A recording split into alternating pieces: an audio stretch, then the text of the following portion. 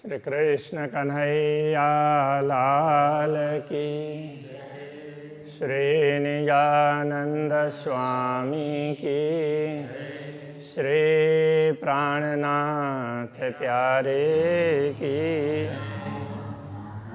मेरी रूह नैन की पुतली, तिन पुतलियों के नैना, तिन नैनों में राखूं माँ सुख को, जो मेरी रूह पावे सुख चैन। ज्यों मेरी रूह पावे सुख चैन। श्री कृष्ण कन्हैया लाल की। श्री राज्य का श्रृंगार यहाँ पर समझा रहे हैं। अभी तक तो मंगलाचरण चल रहा था, अब ये 27वीं चौपाई से श्रृंगार आरंभ होगा। सिर पाग बांधी चतुराई सो, हके पेच हाथ में ले। तो अक्षरातीत धामधनी ने अपने सिर पर पगड़ी बांधी है। वैसे तो ब्रह्मात्माएं बांध देती है, तो कभी कभी तो अक्षरातीत धामधनी स्वयं बांधते हैं।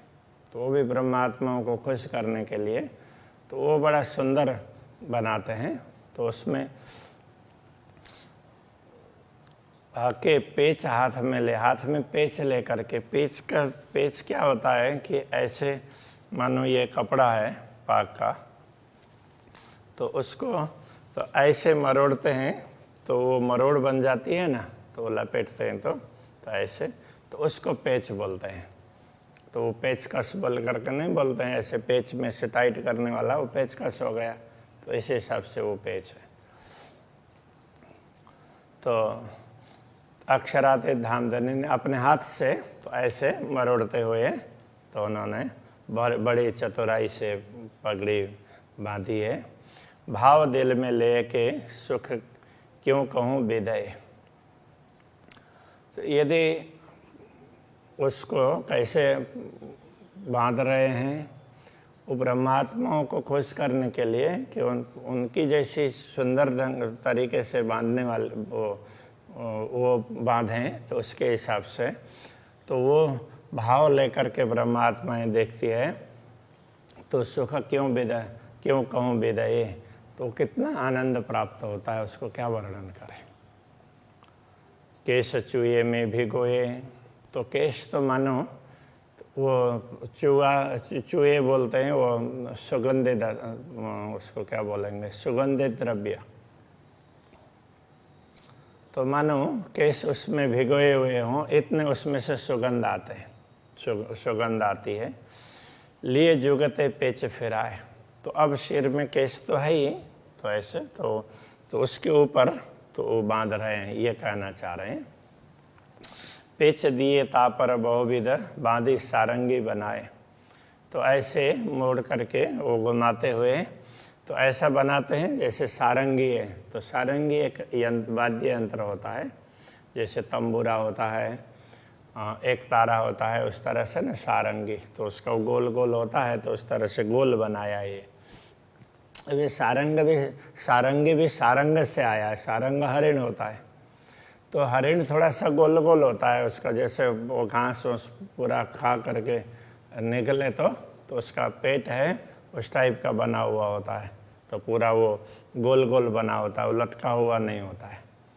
तो जैसे बकरी को भी कभी देखा होगा, तो उस हिसाब से तो उस तरह का गोल गोल होने से सारंगी की तरह, सारंग की तरह से गोल गोल होने से सारंगी, और वो सारंगी वाद्य यंत्र को बोला, और उस प्रकार से अब समझ लें तो गोल गोल बनाया है ये, इसके हिसाब से। उज्जवल हस्त कमल सो कोमल नरम अतंत। तो जब उनके हस्त कमल को देखते हैं तो बड़े उज्जवल हैं, कोमल हैं, और कोमल नरम वो तो एक ही बात है, तो बहुत ज़्यादा नरम ऐसे वो हाथ लगते हैं, तो बड़े उज्जवल हैं। बांधी हृदय विचार के, अंदर से विचार करके कि ब्रह्मात्माओं को बड़ा आनंद होगा। दो क्यों कर करूँ सिफत, तो ये दो का तात्पर्य दोनों हाथ हस्त युगल उसके हिसाब से।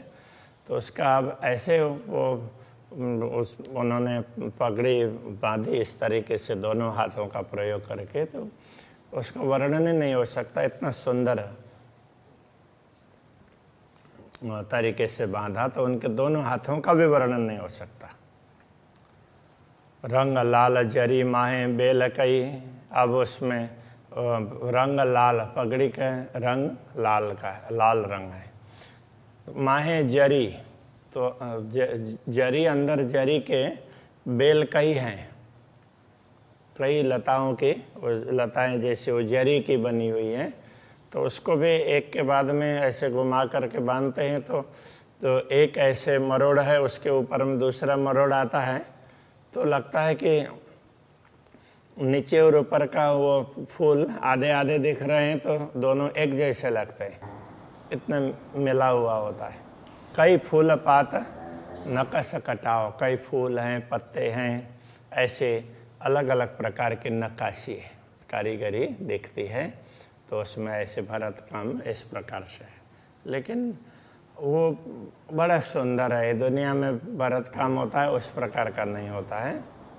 कई रंग नंग जवेर झल के, उसमें अलग अलग रंग के रत्न भी चमक रहे हैं। भली जाऊँ बांधी जिन भाव, तो जिस भाव से राज्य ने बांधा है तो उसके प्रति समर्पित होते हैं, वो ब्रह्मात्माओं को खुश करने के लिए कर रहे हैं। आशिक यही विचार ही तब याई में रहे लपटाए। आशिक जब ये विचार करती है कि कितना सुंदर पाग है, तो उनको लगता है इसी में हम लिपटे रहें, तो जैसे बोल रहा है उसी में वही चिंतन करती रहती है। अंदर हक पेचन से क्यों कर निकश जाए, तो वो कैसे मरोड़ा, तो वो देख रही है तो वही दृश्य दिखाई देते हैं, उसमें से बाहर निकल ही नहीं पाती है।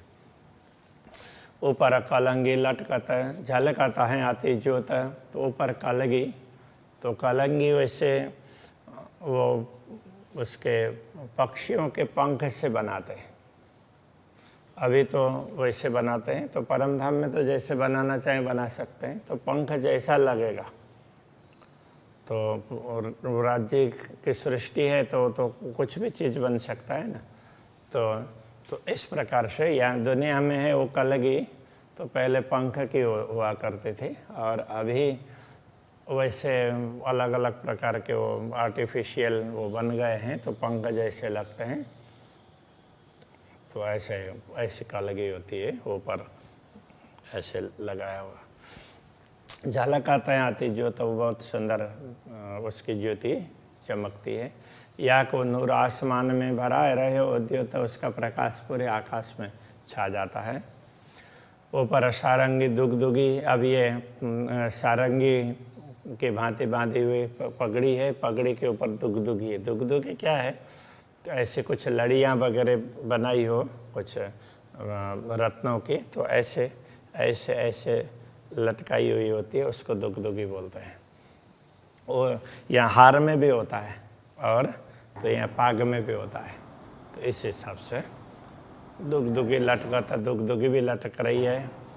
करे ज्योत झलझलाट, तो सारंगी के ऊपर दुगदुगी है, उसकी भी ज्योति चमकती है अलग तरीके से। ये देखे अंतर आँखें खुले, ये देख करके अंतर की दृष्टि खुल जाती है। ये जो हृदय के कपाट है, दिल के कपाट खुल जाते हैं, इतना सुंदर है, इतना सुंदर है, तो वो देखने लग जाएगा। इन परन का नूर क्यों कहूँ, इनके पंख का नूर कैसे कहें, तो वो उसमें पंख जैसे ही दिखते हैं तो कलगी में, तो उसके प्रकाश का क्या वर्णन करूं। देख देख रूह अटकता, देख देख करके आत्मा उसी में अटक जाती है। कहने का तात्पर्य वो देखती ही रह जाती है। और न्यारी ज्योत नगन की, तो उसमें अलग अलग रत्न जड़े हुए हैं, तो उसकी ज्योति तो अलग है। ये जो दुगदुगी लटकता, दुगदुगी में जो रत्न जड़े हुए हैं, तो उसकी ज्योति तो अलग ही प्रकार की है। ऊपर दुगदुगी जो मानिक है, दुगदुगी के ऊपर मानिक भी जड़ा हुआ है, दुगदुगी में मानिक भी जड़ा है। आसमान भर्योता के तेज, उसका तेज है पूरे आकाश में छा जाता है। आसमान जिमी के बीच में ज्योत पहुँची रह जा, आसमान और भूमि के बीच में तो उसकी ज्योति है, कण कण में पहुंची हुई हो। आकाश में भी कण होते हैं, तो पता है? हाँ, तो वायुमंडल में कण नहीं होते हैं, तो धूल के कण होते हैं ना। तो वो अब वायु के भी कण होते हैं, वो तो सूक्ष्म होते हैं इसलिए नहीं दिखाई देते हैं। तो ये कण कण में कहेंगे तो सर्वत्र, तो ऐसा। हाँ, त्रसरेणु त्रसरेणु तो आँख से दिखते हैं। 3 अणु मिल करके बनता है तो त्रसरेणु, और 2 अणु मिल करके बनता है तो द्विअणु, और एक ही अणु हो तो अणु हो गया। तो परमाणु मिल करके अणु बनते हैं, और अणु बड़ा होता है। अणु से फिर द्विअणु, त्रसरेणु, फिर आगे त्रसरेणु से दिखने लगता है, द्विअणु तक नहीं दिखता है आँखों से सामान्य रूप से। सुंदरता इन मुख की, शब्द न पहुँचे कोई। मुखारविंद मुखमंडल की सुंदरता, उसके लिए तो शब्द कोई वहाँ तक पहुँचते ही नहीं है, बता ही नहीं सकते। नूर को नूर जो नूर है, किन मुख कहूँ रंग सोए। मुख का रंग क्या बताएं, उसमें तो प्रकाश ही प्रकाश निकलता है, इतने उज्ज्वल है जिसका वर्णन नहीं कर सकते। तो कहने लग रहे हैं, ये उज्ज्वल रंग अंग अरस का है। ये उज्ज्वल रंग तो परमधाम के अंग का है, परमधाम के स्वरूप का है, वो भी अक्षरातीत के स्वरूप का है। माए गहरी लालक ले, तो उसमें लालिमा है। लालक का तात्पर्य लालिमा, गहरी लालिमा है, उज्ज्वलता भी है और लालिमा भी है। मुख चौक छवि इनकी, मुख चौक का तात्पर्य मुखमंडल, ये भाग है, उसको मुखमंडल कहते हैं। सब मुख चौक छवि इनकी, किन विध कहूँ मैं इसका वर्णन क्या करूँ, कुछ वर्णन हो ही नहीं सकता। तिलक शोभित रंग कंचना, भाल पर ललाट भाल, उस पर तिलक बड़ा सुंदर सुशोभित है, वो भी कंचन रंग का है। असल बने सुंदर, तो बड़ा सुंदर है। चारों तरफों कर करी, तो चारों तरफ ना उसके ये जैसे तिलक इस प्रकार से ऐसे हैं, तो उसके पूरे उसमें करकरी मतलब छोटे छोटे कण हैं, वो हीरे के जड़े हैं, और वो एक ही लाइन है ऐसा नहीं है। तो वो स्वर्ण जैसे उसके कंचन के, और उसके साथ में गुलाबी कण हैं और लाल कण हैं, तो उस तरीके से तिलक दूर से देखने पर ही एक लगता है, बारीकी से देखेंगे तो वो 3 लाइन दिखने लग जाएगी। तो कहीं कहीं इसका डिटेल में वर्णन भी है। सोए लाल बिंदी अंदर, तो अंदर लाल बिंदी सुशोभित है, बीच में लाल बिंदी है, तो उसके चारों तरफ भी वो अलग अलग कण चिपके हुए हैं। लवन है केश कानों पर, तो लवन बोलते हैं कान का आगे का भाग, कई बार वो पीछे के भाग को वे लवन बोल देते हैं। तो आगे के भाग में भी वहाँ भी केश लटके हुए हैं। 3 केशों का जो नूर है, उन केश में से जो प्रकाश निकलता है, अब केश तो काले होते हैं, काले से काला प्रकाश नहीं निकलेगा, तो वो चमक होगी उसकी भी, तो काला भी रिफ्लेक्ट होता है तो कैसा दिखता है, उससे भी तो चमक ही आती है ना, तो उज्ज्वलता ही आती है। तो आसमान जिमी के बीच में ज्योत भराए रही जहूरा, तो उसका प्रकाश भी पूरे भूमि से लेकर के आसमान तक छाया हुआ होता है, तो चारों तरफ छाया हुआ होता है। नयन की मैं क्यों कहूँ नूर रंग भरे तारे, अब नयन कमल की बात कर रहे हैं, तो उनकी बात क्या करें, तो उनके तारे, तो की पुतली तारे, तो एक ही चीज़ है, तो वो कितने चमक वाले हैं। श्वेत माए लाल कलिए, तो उसके चारों तरफ वो तो काले काले उसमें होंगे, किंतु उनके चारों तरफ आँख में क्या है, आँखें सफ़ेद है, लेकिन तो उसमें लालिमा है, ऐसा होता है। श्वेत माए लाल कलिए, सोहे टेढ़े अनियारे, टेढ़े और अनियारे तीक्ष्ण तीखे लगते हैं। तो ऐसे टेढ़े का तात्पर्य क्या है कि देखते हैं, सीधा देखेंगे तो सीधे होंगे, तो इधर देखेंगे तो टेढ़े होते हैं ना, तो उस तरह से देख रहे होते हैं, तो सुंदरता ज़्यादा दिखती है, इसके हिसाब से ये कह रहे हैं। रूह के नयनों से देखिए, आत्मा की दृष्टि से देखो, अति मीठे लगे प्यारे, वो बड़े मीठे लगते हैं, प्यारे लगते हैं। कई रंग रस छवि इनमें कई रस कई रंग दिखाई देंगे। निमाखन होए न्यारे, तो वो देखते रहते हैं तो एक निमेष के लिए भी देखना बंद नहीं होता है, इतने सुंदर उनके नयन कमल हैं। नासिका की मैं क्यों कहूँ, कोई इनका नमूना नहीं। नासिका की बात तो क्या कहें, उसका कोई नमूना उदाहरण ही नहीं है। जिन्हें देखा सो जाना ही वाकई चुभ रहे हैडे माए, जो उसके दर्शन करते हैं तो उनके हृदय में वो चुभ जाते हैं, मतलब हृदय में अंकित होते हैं, उनको ही पता होता है, बाकी औरों को पता नहीं होगा। कान न मोती लटकता, कान में तो वो मोती लटकते हैं, तो वो कान में कुंडल बना है तो वो उस तरह से बना है, उसमें मोती होते हैं। ऊपर छोटा होगा, उसके बाद में फिर बड़ा मोती होगा, फिर बड़ा होगा, उसके बीच बीच में वो लाल लाल माणिक लटके हुए होते हैं। इस प्रकार से बड़े सुंदर है। उज्जवल ज्योत प्रकाश, बीच लाल की लालक, बीच में लाल रत्न की लालिमा है। ज्योत मावत नहीं आकाश, उनका प्रकाश भी आकाश में समाता नहीं है।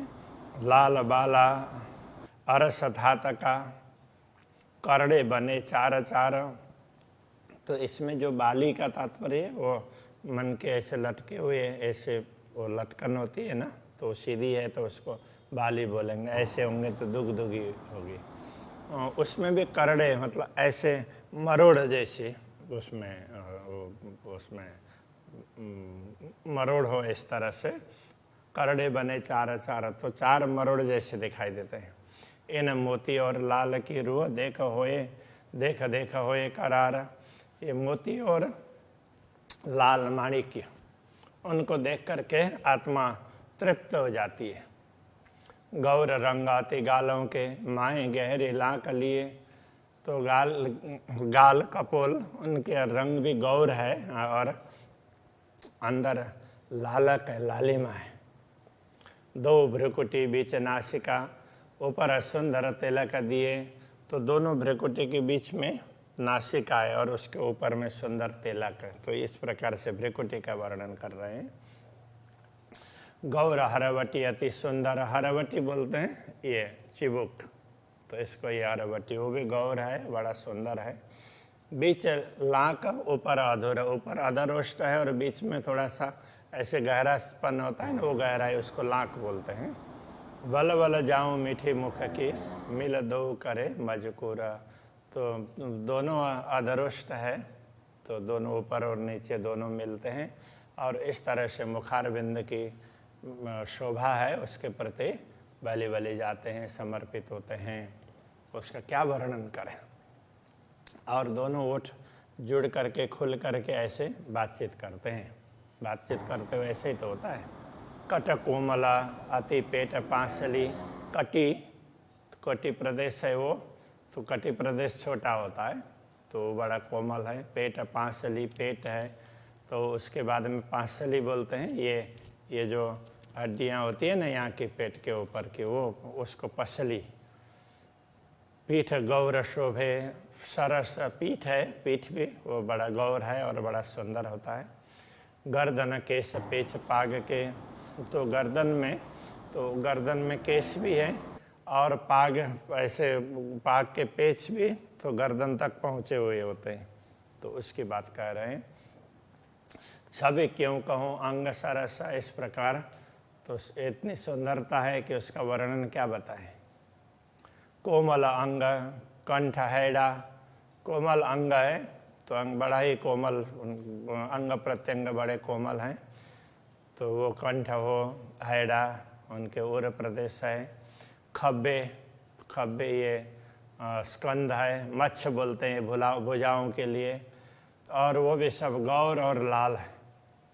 कोनी कांडे कोमल देखत, कोनी तो ये कोना का है, कांडा ये कलई, तो उसमें उसकी कोमलता को देखते हैं। आशिक बदलता हाल, आशिक के हाल बदलते हैं। लीकें शोभित हथेलियाँ, हथेलियों में हस्तरेखाएँ वो बड़ी सुंदर लगती है। रंग उज्जवल कहूँ कि गुलाल, वो उज्जवल है, रंग है, और उसमें लाल कहें कि गुलाल कहें तो ऐसा गुलाबीपन उसमें है।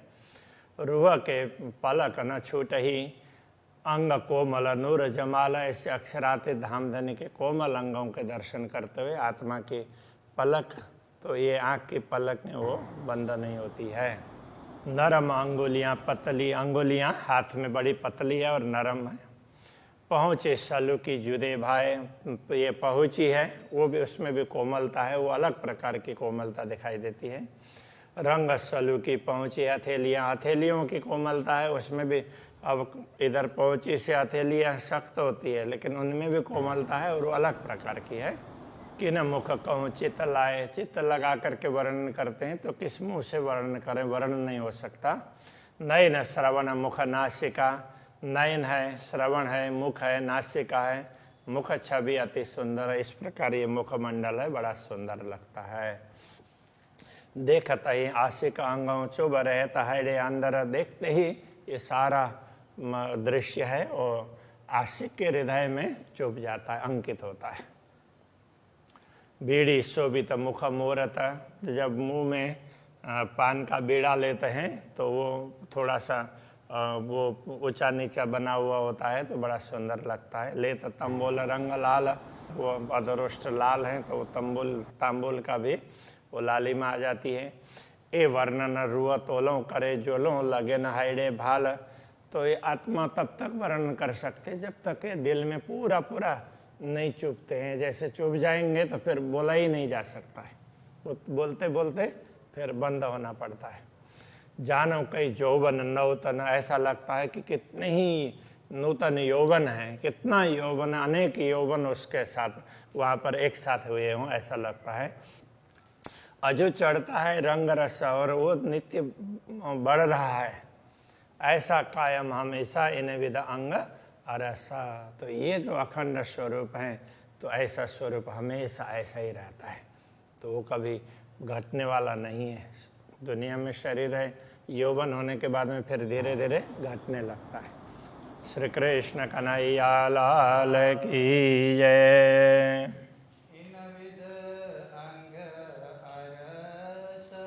इन विद अंग अरस,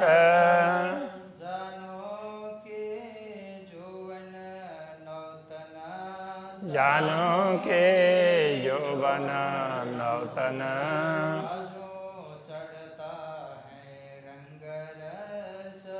अजो चढ़ता है रंग रस, ऐसा कायम हमेशा, ऐसा कायम हमेशा। इन विद अंग अरस, इन विद अंग अरस, इन विद अंग अरस, इन विद अंग अरस। बोलो कृष्ण कन्हैया